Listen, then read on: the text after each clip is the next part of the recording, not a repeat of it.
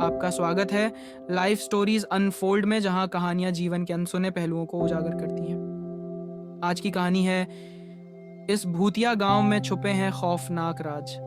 क्या आपने कभी ऐसे गांव के बारे में सुना है जो वर्षों से वीरान पड़ा हो और जहां रात के अंधेरे में सिर्फ डरावनी चीखें गूंजती हों, जहां हर कदम पर खौफनाक रहस्य छिपे हों? इस कहानी में हमारे चार दोस्त एक ऐसे ही श्रापित गांव के खौफनाक सच का सामना करते हैं। डर, रहस्य और रोमांच से भरी यह कहानी आपको रोमांचित कर देगी।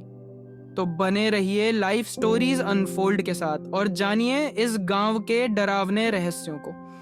कहानी शुरू होती है। इस भूतिया गांव में छुपे हैं खौफनाक राज। एक घने जंगल के बीचों बीच बसा था कालापुरा नाम का एक गांव। यह गांव सुनसान और वीरान था।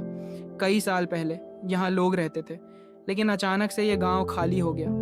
आसपास के लोग बताते थे कि गांव में अजीबोगरीब आवाजें सुनाई देती थी और रात के समय वहां अंधेरा भी अलग तरह से डरावना लगता था। कहानी की शुरुआत रवि और उसके तीन दोस्त सोनिया, अजय और दीपक एक एडवेंचर ट्रिप पर निकले थे। उन्होंने कालापुरा के बारे में सुना था और वहां जाने की ठानी। गांव के करीब पहुंचने पर एक बूढ़ा आदमी मिला जिसने उन्हें चेतावनी दी, उस गांव में मत जाओ, वहां सिर्फ मौत का सन्नाटा है। लेकिन दोस्तों ने उसकी बात को मजाक समझकर अनसुना कर दिया। शाम ढलते ढलते वे गांव पहुंचे। गांव के घर जले हुए और खंडहरों में बदल चुके थे। किसी घर के दरवाजे पर खून के धब्बे तो किसी घर के अंदर टूटी फूटी मूर्तियां पड़ी थी। चारों को गांव में कदम रखते ही अजीब सी ठंडक और डर का एहसास हुआ। दीपक ने हंसकर कहा, शायद हम ज्यादा सोच रहे हैं, ये सब पुरानी बातें होंगी। लेकिन जैसे ही उन्होंने गांव के बीचों बीच बने कुएं के पास कदम रखा, अचानक से हवा तेज चलने लगी। सोनिया को लगा कि किसी ने उसका नाम पुकारा। पीछे मुड़कर देखा तो वहां कोई नहीं था।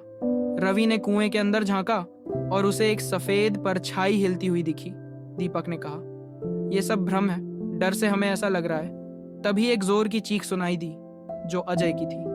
अजय जमीन पर गिरा हुआ था और कह रहा था, किसी ने मेरा हाथ पकड़ा। लेकिन वहां कोई नहीं दिखा। चारों ने फैसला किया कि अब और रुकना ठीक नहीं है।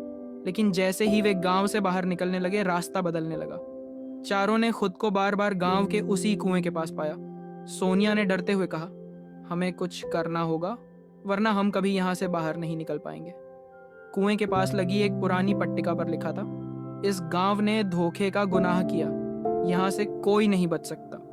उन्हें समझ में आया कि यह गांव किसी प्राचीन श्राप के कारण भूतिया हो गया है। रवि ने सोचा कि अगर उन्होंने इस श्राप को तोड़ने की कोशिश नहीं की तो उनकी जान बचनी मुश्किल है।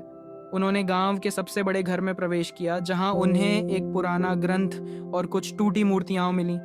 ग्रंथ में लिखा था कि गांव के पूर्वजों ने एक निर्दोष व्यक्ति को मारकर कुएं में फेंक दिया था और तभी से गांव पर यह श्राप लग गया। उन्होंने कुएं के पास जाकर उस निर्दोष की आत्मा से माफी मांगी। जैसे ही उन्होंने यह किया, तेज हवा थम गई और आसमान में एक चमक दिखाई दी। धीरे धीरे गांव से वह खौफनाक माहौल गायब होने लगा। चारों दोस्तों ने राहत की सांस ली और गांव से बाहर निकल गए। यह कहानी हमें सिखाती है कि गलतियों को स्वीकार कर उन्हें सुधारने की कोशिश करनी चाहिए, नहीं तो उनका खामियाजा भुगतना पड़ता है।